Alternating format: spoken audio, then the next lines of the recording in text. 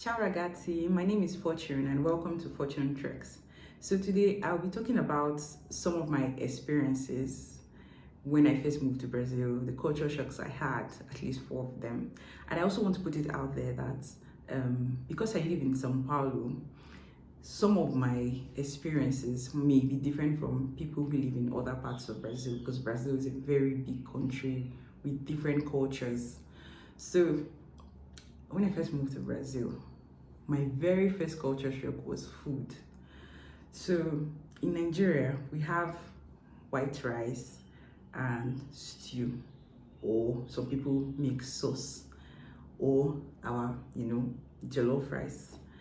But when I came to Brazil, I wanted to eat something I was familiar with. So I didn't want to test the waters that night. So I saw white rice and beef, and I was like, okay, this is cool. I mean, this is very similar to what we have in Nigeria. And I ordered it thinking, if you have white rice, it will definitely come with stew. But to my surprise, it was just white rice and beef. Nothing. There was no stew. There was no sauce. Okay, yes, I know they don't have stew here, but what am I supposed to eat it with? Oh, just white rice. So I had to eat it like that. Yes, because I was hungry. So, surprise, culture shock number 1. If you need sauce, you have to indicate that you need sauce to eat your white rice, or they give you beans, or they have this thing they make with fish, and I don't know the name now yet. So you can order that with your white rice. It doesn't just come with stew or sauce. So my culture shock number 2, they are very affectionate people. Yes, it was a culture shock to me because in Nigeria we're friendly people, but everybody keeps their distance, sort of. I wouldn't say that, but I mean, when we're around friends and family, we can be free. We're not even, yes, we will give warm hugs and all of that, but before you see somebody giving cheek kisses, oh my god, you guys must be really, really, really, really close. And it rarely even happens. But here in Brazil, in everywhere, once you just see friends greeting, acquaintance, they're giving cheek kisses, they are hugging warmly, they are calling themselves sweet names, and you're like, oh my god, this is so beautiful. So it was one of my culture shocks. Till now, I still don't know when I'm supposed to give a handshake, give cheek kisses, or give a warm hug. I am always having awkward moments.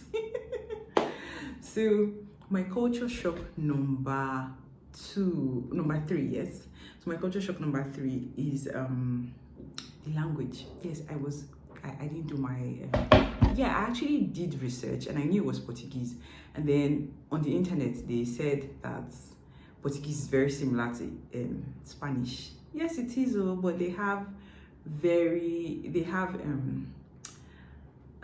similarities and very huge differences also. The structure is the same, but some things are totally different. I mean, some words mean a totally different thing in Spanish and in Portuguese, and the way they pronounce it. So in Spanish you say buenas tardes. Here's vontade. For Sao Paulo, vontade.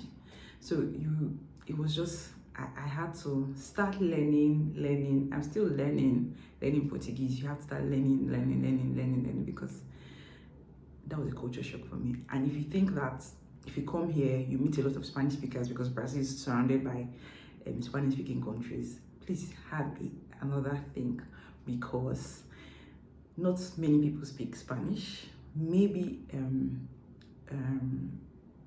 immigrants from other Spanish-speaking countries into Brazil would speak Spanish to you, but generally you hardly find Brazilians. Yes, some people actually go to school to learn Spanish, but they don't put any conscious effort into speaking it. So you'd find people who speak English than Spanish in Brazil.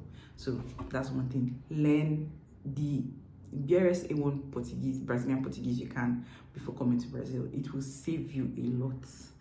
Then Another culture shock, they're very informal. I like it about them. So everybody is, except in a business environment, even in a business environment, there's still the show of respect, but in an informal way. And I think it's one thing that I've had to adjust to. Also, a bonus point, one thing which Brazilians and Nigerians are very similar is how they keep to time when they have an engagement, a social engagement. So Nigerians have Nigerian time, Brazilians have Brazilian time. Nobody shows up 30 minutes, sometimes 1 hour. So when you tell people to come by 7 o'clock, you're probably expecting them by 8 o'clock, 7:30, 8:30. So that's a very that's a very big similarity between Brazilians and Nigerians. So I hope you enjoyed today's video, and please don't forget to subscribe, share and like. Thank you very much. Ciao ciao.